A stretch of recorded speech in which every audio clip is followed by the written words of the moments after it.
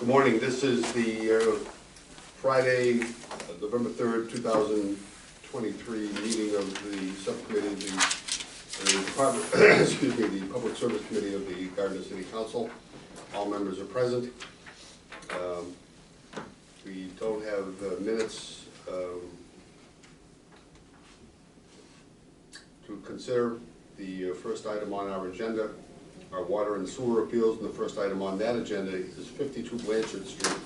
I understand we have Mr. Alex Freeman on the phone with us. Yes, I will put him on.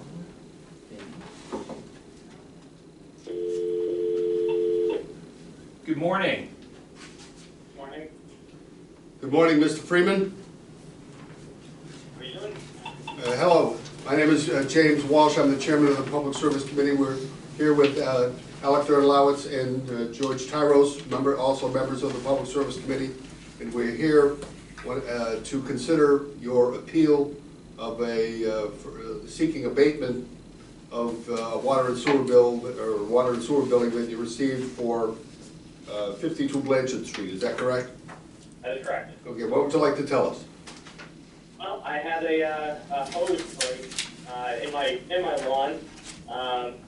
I've never actually seen a break like this before. It just like popped the connector off the edge, and it ran for, I'm guessing, somewhere between 6 and 8 hours, and it basically exactly doubled my typical water bill. I got a bill for $364.34, where my last three were $189, $180, and $176.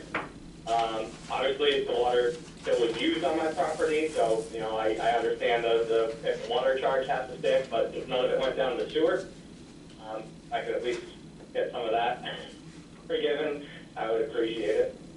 Okay, I understand. Mr. Director, do you have anything you want to add? No, just like you said, it didn't enter the sewer system, so I have no problem with an abatement of the sewer. What is the typical billing, sewer billing? Typical would be, let's see, last three cycles were 82, 78, and 76. And this one was 157, so this was right around the 80 mark. Correct. So it's around 80, the average? Yes, the last Yeah. four bills have been around 80. Maybe we should consider abating all but $80 for that billing. So moved. Second? Any discussion? Not, all those in favor say aye. Aye. Those opposed? Motion passes. Well, why don't we just do this? We're going to take a roll call, since it's a phone call. Councilor Tyros? Yes. Councilor Lowitz? Yes. And I vote yes as the chair. So, Mr. Freeman, we've abated all of your sewer bill except for $80 for that billing period. And so we hope that satisfies you. It does. Okay. Now, will I get a replacement bill for this, or should I just make a note on here and reduce my payment by the difference? We will generate a new bill and mail it to you. Okay, sounds good. Okay, thank you, Mr. Freeman. Thank you. Thank you very much, guys. Thanks. You bet. Do we need to do anything with the phone? Nope, it's all set. So turned off? Yeah. I think we strawberries here. Okay, well, the next item we have is 250 East Broadway, having to do with the meter. As I understand.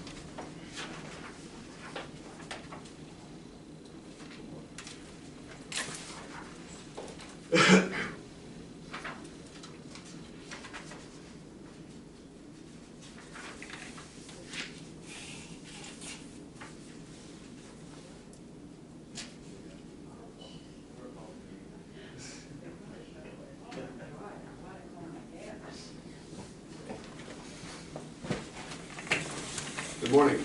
Morning.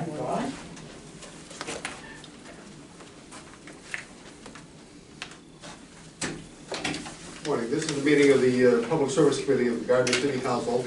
Hi, And who do we have with us? I'm Rebecca Tapp. I'm her mom. Okay. And you both reside at 250 East Broadway? Yes. Okay. And do you rent or do you own? Oh, Okay. And what brings you here this morning? I got a letter saying that my water meter was tampered with. Mm-hmm. Okay. And what is it that you want us to do?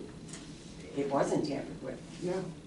I mean, I don't, Okay, well, we'll get to that. We Just go- asking what you want us to do. Right, because I got a letter in the mail, and it said it was the second attempt, and it was under my husband's name, and he had passed away 5 years ago. So I just happened to open the letter, because I'm like, what is this, you know?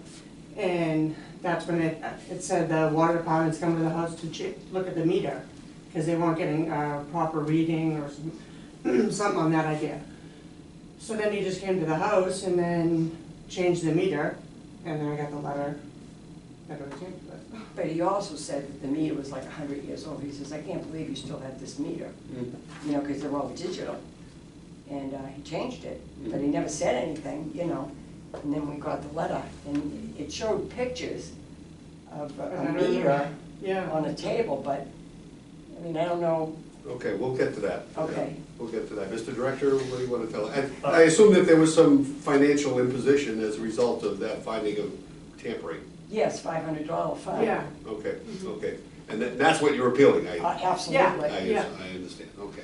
Um, I just want to make clear for the record Oh, okay. what it is that you're asking us to do, and that Oh, what you're okay. asking us to do is consider eliminating or evading that fine. Is that correct? Yes. Okay. So let's hear from the director. My understanding is you bought the house in 2014? Is that, No, in 2004. oh, 2004, okay. So what happened was we were getting actual meter readings on this up until April 4th was our last actual read on the meter itself. On July, we went out and we couldn't get a read, so we estimated the usage, and then we went back out in October, and I believe we sent a letter saying we couldn't get a good read, and then we wrote. There was a wire. Yep. They replaced the wire at one time. Correct. But, so you sent your letter, and then we wanted to basically replace at least check and replace the meter, because we got 2 reads, one in July and one in October of this a month ago, that we could not get a read on it. So we were able to obtain access to the home, and we found the meter, when the meter reader came in and he replaced the meter, he didn't notice it actually until he got into the truck and turned the thing upside down, and Well, why don't we do it so they can Yeah, see sure. what we're doing here? this is a meter that's not damaged. This is the meter in your house that was removed. Okay, well, we had a water main break right after we bought the house, in front of my house, and I had a waterfall going into my basement. My basement was flooded. Okay. That was in 2004. Yeah, right after I bought the house. So I don't know if that could have made this happen where it's all corroded. Well, this is, the plastic casing around the screw is all chipped away.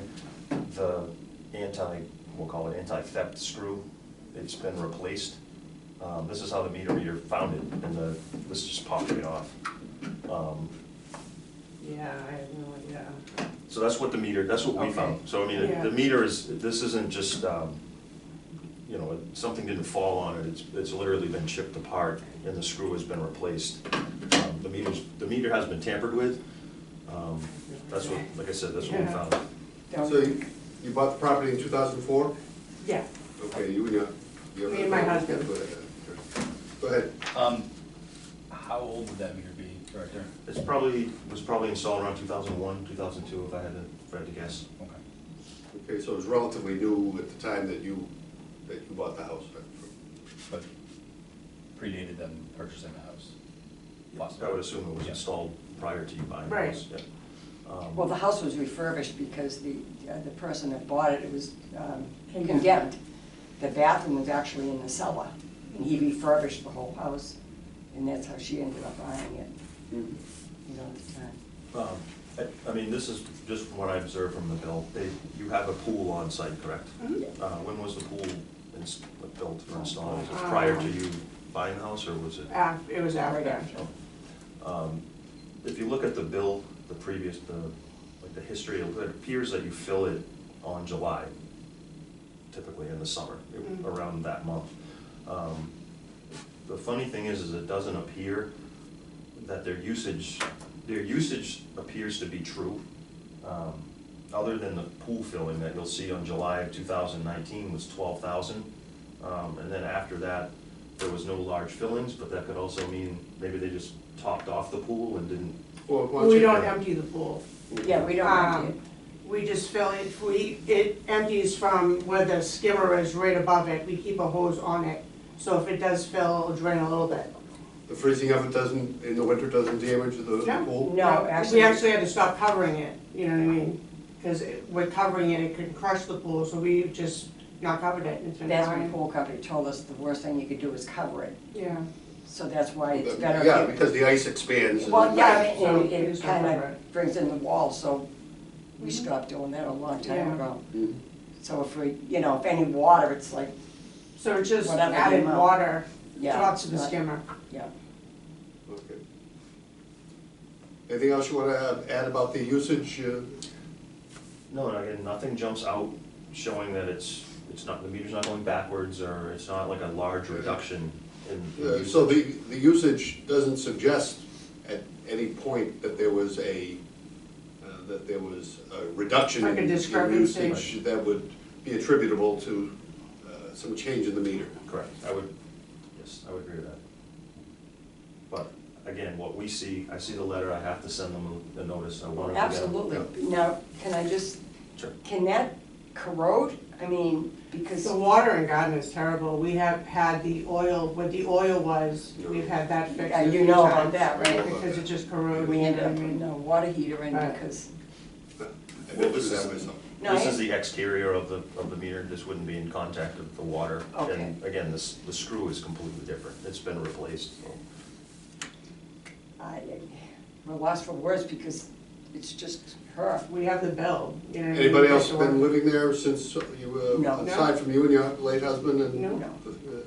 No one else? No. No kids or teenagers? Oh, well, my daughter, she's. But it's a dirt 20. cellar, it's not anything you know, it's Well, not no, a it's rack wall. done. Yeah, but it's not like a rack wall. I get mold down there, I have to have a dehumidifier running. Mhm. but- Questions? How many questions? The fact that the usage has stayed consistent doesn't lead me to believe that at least you were tampering, that there's no change in usage. No. I mean, how often does Director of the DPW, the water department get in there to check these meters? As long as you're able to get the reading, you haven't gone down there How in was years. this, how was this meter read? How This- was this that meter This read? was a touch pad outside that had Okay. a wire. So, in, with no usage change, and in theory, the damage could have been there the entire time you've owned the home. If this house was condemned prior, I don't know what the previous owners, you know, Yeah, what was his name? were like, and but I don't know. if your usage has stayed consistent, it doesn't lead me to believe you tampered with it, because there's no monetary advantage for you No. to tamper with it. Right, Well, no, the record doesn't. The record doesn't Yeah. show that. no. Yeah. Correct. So, Well, I suppose we could entertain a motion to abate the fine. Oh, thank you. Thank you Agree so with much. Oh, well, we haven't voted on it yet. I know, but thank you. I would agree with that, given the factors here as well. so moved. Second. Any further discussion? Not all those in favor say aye. Aye. Motion Aye. passes. So Thank you the so fine has much. been abated. Oh, Very thank good. you so Thank you. much. That means it's gone. Thank God. Yeah, so now it's digital downstairs. So we got a new meter. Yes. But that, Now leave it alone. Yeah, right. no, like I said, when he came in, he said, my God, this thing's an antique, because they're all digital now. You know. Well, which- yeah, no, you just said they're changing. Well, it's it. funny too, because I seen them come, you know, the guy, is it you? No. No, it wasn't him. But I seen them walking and, you know. Not Yeah, anymore. you sure it wasn't you? No, I seen him I was down outside there and I camping with said, it, yep, oh, here we go, we're doing, you know, here comes the water bill right before the holidays, you know, that falls. I wish they could change it. There was a judge in the Gardner District Court many years ago who had to decide the guilt or innocence of a ICE defendant. And he said, not guilty, and don't do it again.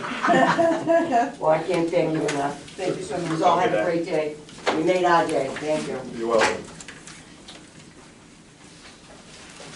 Excuse me, sorry. No, some of these don't get.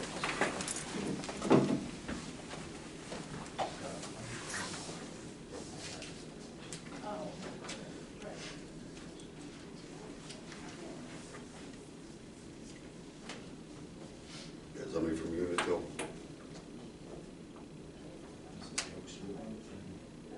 Yeah. And apparently he's gonna want to talk about other things as well. We have Dan Golden from. Yes. Unitil. Good morning. How are you folks? Good, thanks. How are you? Good. Have a seat. Could you identify yourself for the record, please? Yes. My name is Dan Golden, Manager of Gas Distribution Operations for Unitil, Fitchburg Gas and Electric. Well, welcome. Now, the matter we have before us, at least initially, is your request for an opening of 68 Oak Street. Yes, sir. Tell us about it. So 68 Oak Street is an inactive gas service. It's been inactive for 10 years. And code requires us to abandon the service at the main. To remove the service or just? So what we do is we just cut and cap it at the gas main, and the old service would stay basically in place. So you don't remove the? No, sir. The line? No, because it's all underground, Yeah. so we, not to damage any property or anything like that, we just leave it in place. Just the street? Yes, sir. Yeah, and then we remove any sort of meter fit or anything like that from the customer's home. On which side, as you walk going up Oak Street, is it on the left or the right? Oh, that's a great question. I don't. 68, no, it'd be on the left, because I used to be on the left. when we Even replaced that you're on the main. left, because I lived at 165, it was on the right. Yeah, it is on the opposite side of the street. Yeah, and the line is toward the other side of the street? So the line comes from our gas main, 8-inch gas main, comes from the opposite side of the street. The 1-inch gas line crosses the street up to the house.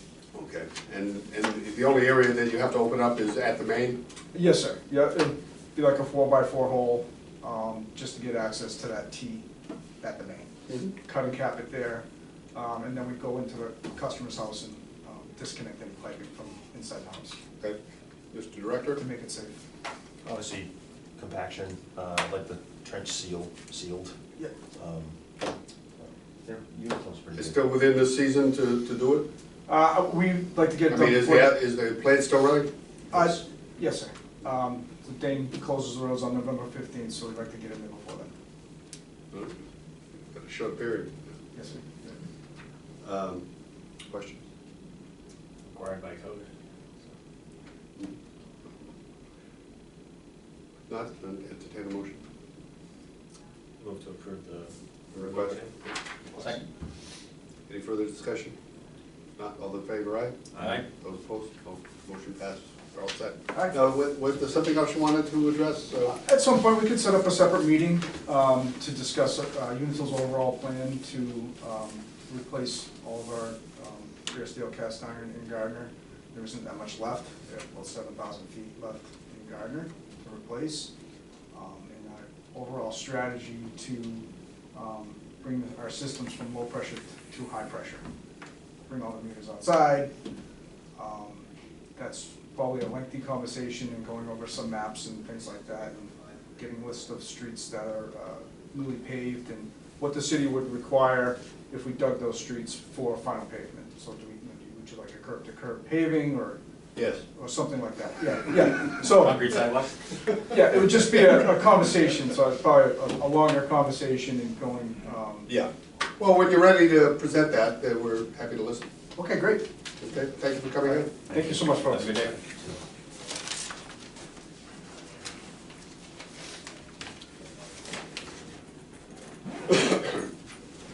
Next on my department updates. Public Works, Water, Sewer. Mr. Arnold, the director, the floor is yours. The base coat is down in Keys Road area. They've put in the sidewalk ramps, the concrete sidewalk. Concrete?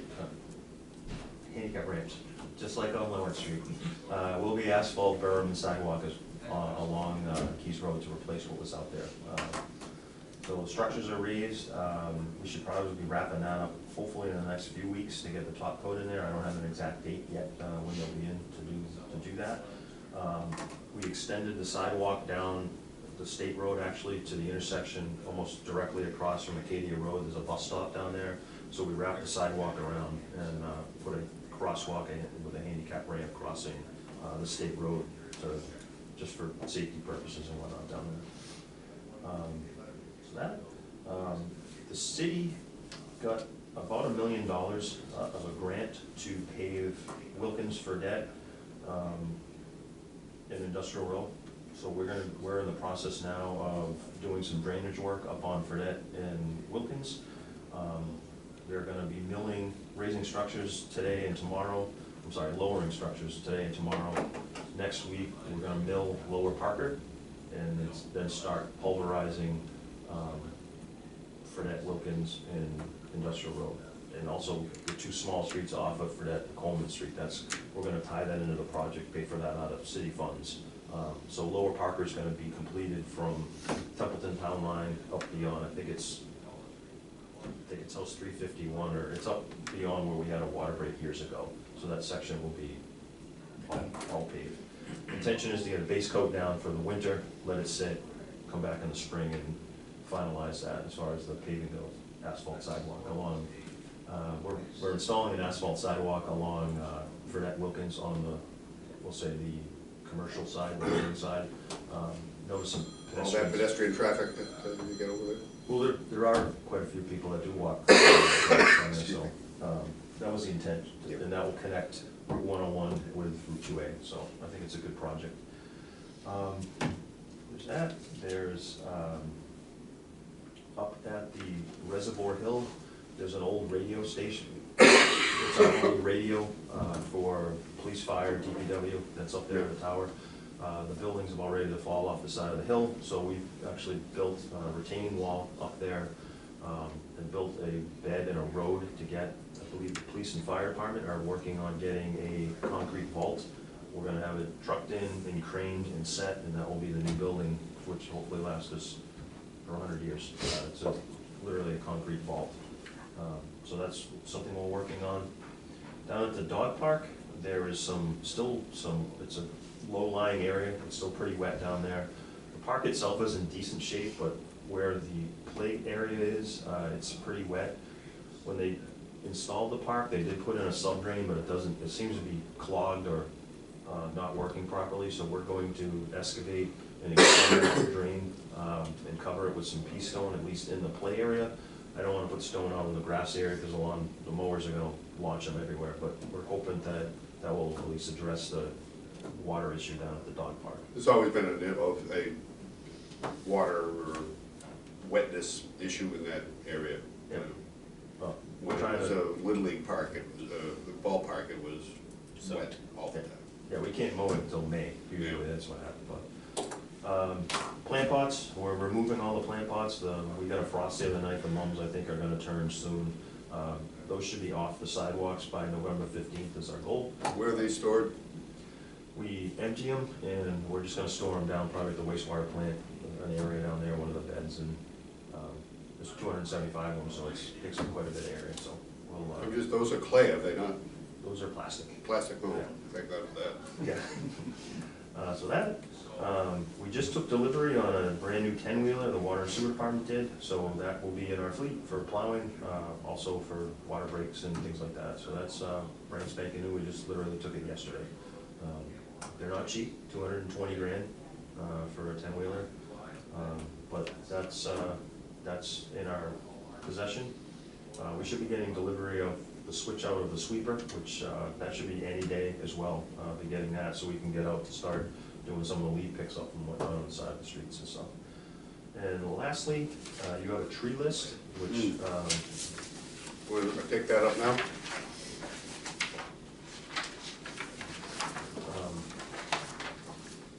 we have a hearing for November 16th at 10 o'clock. These are about 200 trees that are either going to be trimmed or removed throughout the city. We have to have a public hearing, the mayor has to present it, so anybody, it's a public meeting, anybody's more than welcome to come if they want to speak either for or against. And the abutters to these properties get notice of the hearing, or is it just posted on the tree? It's physically posted on the tree with the date of the hearing and the location, so 95% of the trees people want removed. They're calling to have them removed. A lot of them seem to be in parks. That's what we concentrated on as far as Crystal Lake Cemetery. If you drive around, there's a ton of old trees dying up in a few up in Greenbauer. Like I said, some of them might just be trimmed, but we like to post it in the event that they get up there in the bucket truck, which is something you can't see from the ground, and when you're looking down and you see a family of raccoons staring up at you, you realize the tree's rotted down through the center, so that's, so we post them just. So is that something we do internally, or do you hire a service, or? We do that all internally. And, you know, we are short-staffed, and we're also doing other work, so we pick away at the tree removal. So this list will probably last 2 years before we can, you know, get the last one out. But we try to prioritize, as best we can, trees that. That are in tough shape? Yeah. And at risk of falling on some structure? Correct.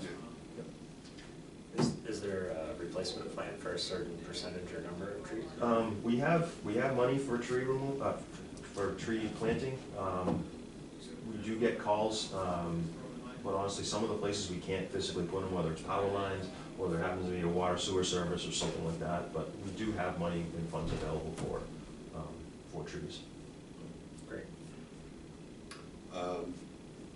I have a few questions. You mentioned, you talked about the activity up on Reservoir Hill.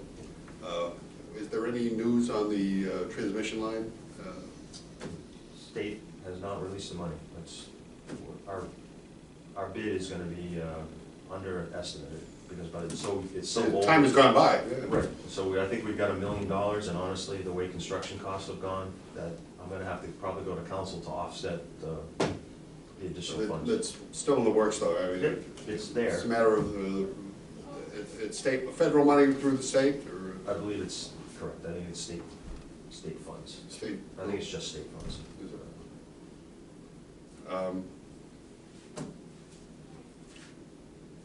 That's all I had. Anybody else? No?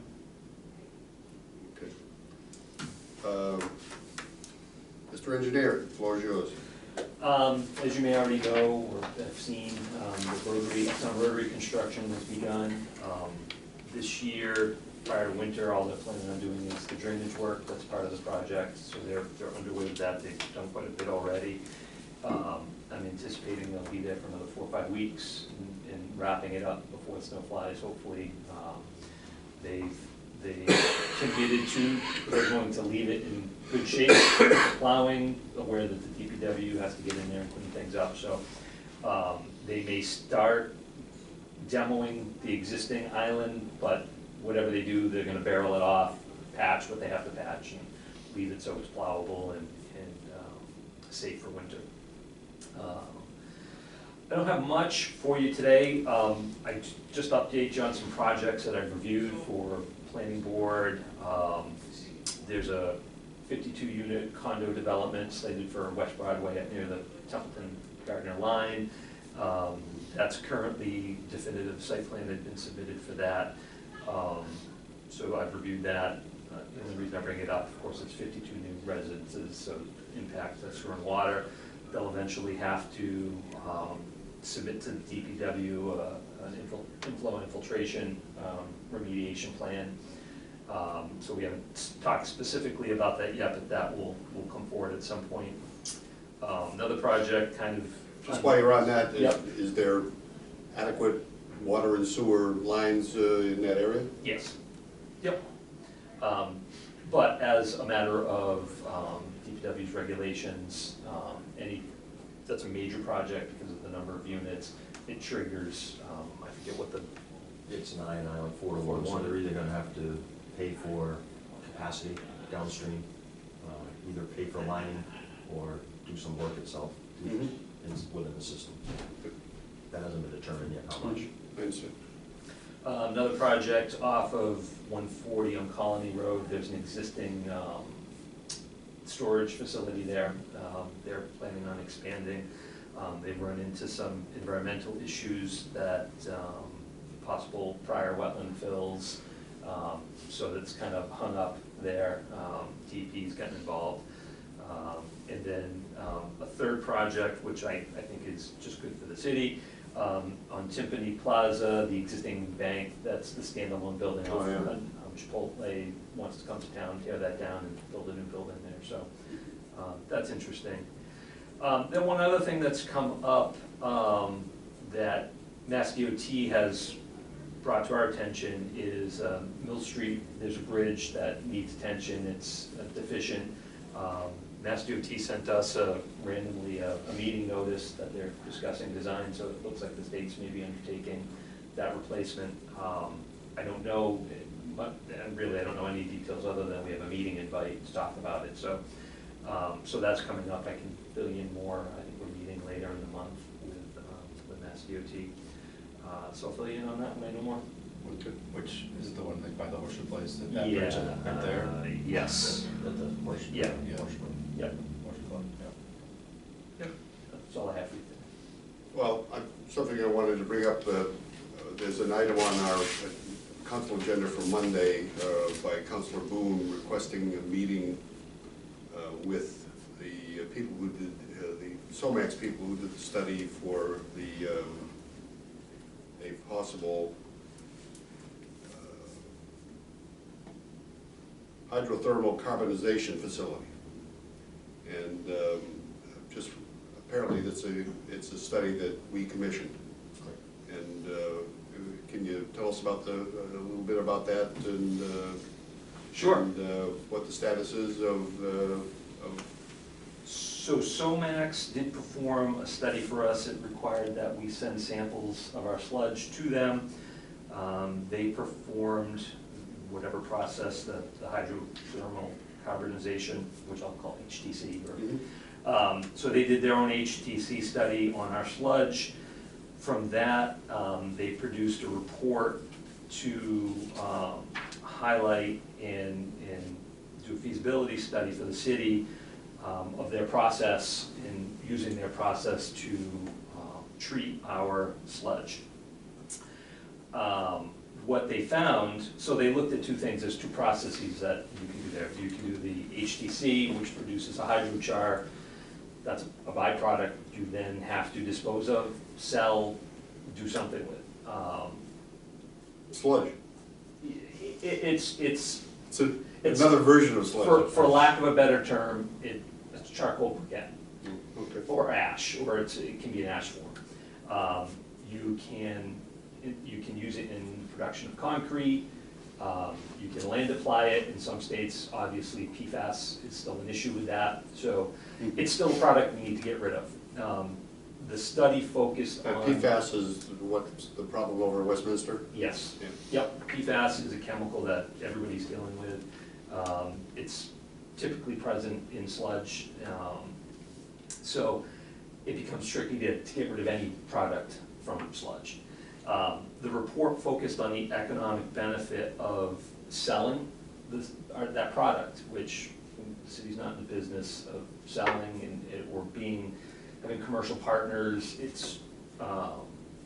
So we were looking at the second part of this process, which is the gasification of the hydrochar, which is essentially burning it at high temperature, in this case to produce energy.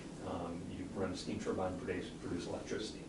So the goal there would be to create enough electricity to run the process so you're a net energy neutral process. So if you read the report, the upfront capital cost of that is $10 million or more, depending on how much you want to treat.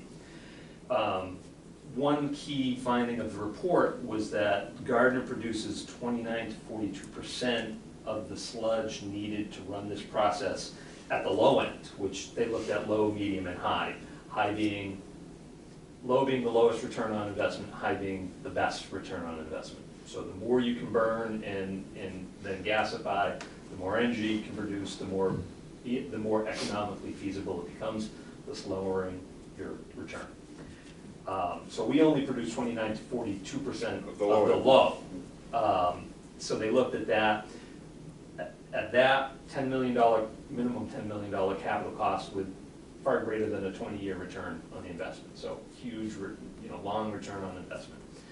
So part of their study was, well, you have to include food waste, because food waste is higher in organic matter. You get a better, energy production out of it. You get a better hydrochar, which would mean then again partnering with outside sources to obtain food waste, which again, we're not really in the business of that. You have to rely on it. You're gonna have to have contracts with people. So we looked at that, and then it's also relying on trucking and sludge from other communities to make the process feasible. on our own, it's not feasible. There's no return, it's not worth it, you can't do it. So and I'm really paraphrasing here and highlighting, I will get you the full report. You can read it for yourself. There's lots of graphs that show the return, the upfront costs, what you need. The report also talks a lot about there's incentives and tax incentives to do it. Again, we're a community. They looked at it as if we were not a community, that we're working with a private partnership who could then take these tax credits. So if it was like we were doing with, before we took over the water and sewer, we had a contract with some outfit that would make the investment. That is an option. If you worked with SOMAX and you had SOMAX run this process, they'd be able to, because they're a private entity, they'd be able to obtain these tax credits. They can sell carbon footprint reduction credits to private companies. I mean, when they presented to us, they were saying, you know, companies like Google and Apple love to buy these because then they don't have to do it themselves. And again, the city's not in the business of selling, you know, carbon credits to outside organizations. It was just a highly complex and expensive process with very little, you know, investment return. So we didn't discount it, but when you factor in all things, and I know I did see the flyer that was included in that email, I didn't have a chance to review it. People are pulling out the highlights they wanted to talk about without really reporting on what the report is getting at. We met with SOMAX after the report was done. They confirmed that, yeah, I mean, to make this work, you have to do all these things, and you've got to sell carbon credits, you've got to obtain the tax credits, and if you can do all those things, you bring down the length of time of your return. But again, we're a small community, we're not in the business. It's a big enterprise, it would be a big enterprise. Yes, so for that reason, it is an alternative, and we needed to obtain alternatives. And in fact, the state, under the MEPA process, they're keen on seeing more information on an alternative. So, so has there been any feedback from the state as a result of this study being done? Not at the moment. I mean, we're still in the midst of preparing our environmental impact report, which was required after we filed the ENF. You know, this information will be included in that. I mean, to a degree, it was included in the ENF that was prepared. While there was a cost to doing this feasibility study, it was needed to say that, well, it's an alternative, it's just not economically feasible for the city to undertake when we have an existing sludge landfill that we can continue to use for a number of years. Another key thing to remember too with the SOMAX technology is it's a brand new technology. They literally have one community in this country where it's, I mean, they just finished. It hasn't even really been up running for a period of time to have any data on it. Are there others in construction, or do you know? Not that I'm aware of. Actually, maybe they did say they contracted with another community, but they do have some presence in Europe. And it's been in Europe for a little while, but it's unproven in this country. It's, when we talk to DEP, there's not even a permit process in place in Massachusetts for it. So it would be essentially, actually, they might have signed up with Manchester by the Sea as a possible community that they're working with. Yeah. For looking at, same as us, a feasibility study. Yeah, so there's a lot of information. I'll get you the report. Well, and that's fine. Yeah. I bring it up only because so was the study commissioned as a result of MEPA saying that you need to show us something, or? We were proactive looking for alternatives. We looked at this, we looked into the anaerobic digester down in Fitchburg, and we also looked at Vermont, basically cooking and turning sludge into pellets. Mm-hmm. We've looked into three alternatives, and that was prior to MEPA.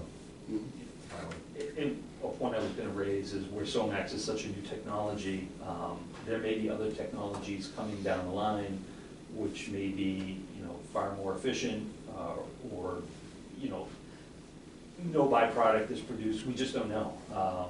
So it's hard to commit to a very expensive technology that could be either outdated, you know, obsolete in 5 to 10 years when you're looking at a 25 to 30 year return. So there's a number of factors involved, and it didn't seem like a feasible alternative for us, where, again, the most economic and viable alternative is to just expand the existing sludge landfill. It should also be noted that our facilities are run by Veolia. It's a worldwide company. If there was a technology out there, I think that would work for us better than the sludge landfill, they would have told us. They actually suggested SOMAX. They said to take a look at SOMAX. Not that it would be feasible, but at least, hey, there's a technology out there you should look at. That came from Veolia to have us look at. My point is, if there's a technology in the world, Veolia would find it, tell us about it. But there's not, you know. In fact, someone from Veolia, from their engineering somewhere, sat in on our meeting with SOMAX because they were interested too, and at the end of the day, you know, it wasn't something they were jumping up and down and saying, yeah, we need to start doing this. We didn't get a real positive response. The problem is that Massachusetts as a whole has a problem getting rid of their sludge. Every community is looking at this. There are certain states, Maine, won't allow outside trucking of sludge. It's just a matter of time before, with PFAS coming on everyone's sludge, other states are just gonna stop allowing. Accepting it. Accepting it. Right now, it's hauled to New York, it's hauled to Rhode Island. This is a matter of time, the costs are gonna increase, and eventually, states are gonna stop allowing it. And that PFAS isn't something that we've run into in our landfill? As of, no, I believe, I don't believe we're testing for it yet. I don't think we're required to, but we will probably within a year. Yeah. Yeah, we'll have to start testing for it. Yeah. Well, it just seems to me that, I'm not sure what the council's gonna do with the request for meeting with them. It seems like an isolated type of request that we, you know, just picking one technology that we requested a study on and presenting it to the council at the request of someone who has a vested interest in opposing the expansion of the landfill. We'll see how it works out, but it seems to me if we do have a meeting, we want to have the two of you participate in it and vote in it and get the whole picture of what we've been doing. I don't know what you guys think. I agree. I think that was a very realistic overview of the technology. I think there's a narrative that the study was a waste of money by the city, but as you two have just sort of shown, it's a necessary part of the NEPA process, and you know, it's shown our due diligence as a city into looking into alternate solutions. So thank you for the overview. When we went about this study, we were actually very excited about the technology from what we heard from just brief conversations with company representatives. So we were actually I was very disappointed that the study really didn't show it as a great technology for us in particular. So I had high hopes, and you know, but again, our due diligence, we have to do it. And without them actually testing our sludge, there was no way to get any kind of report out of them. Yeah, if you get any other new technology, to be wary getting it on the ground floor, and being, as you said, stuck with The guinea pigs. being the guinea pigs of this, and not knowing what comes next and who else gets into the space and has it cheaper and more efficient. Especially like with you that had kind of said. investment, you know. Especially with that kind of investment, to left hole in the bag would be tough. So That investment and Yeah. having a product that potentially you can't do anything with. maybe doesn't even deliver on its promises, possibly. And this is a startup company. There's no saying they're going to be there in 5 years when you need them, because they could be gone. Yeah, because nobody's buying their product. Mm-hmm. Yeah, or not enough anyway. I have nothing else.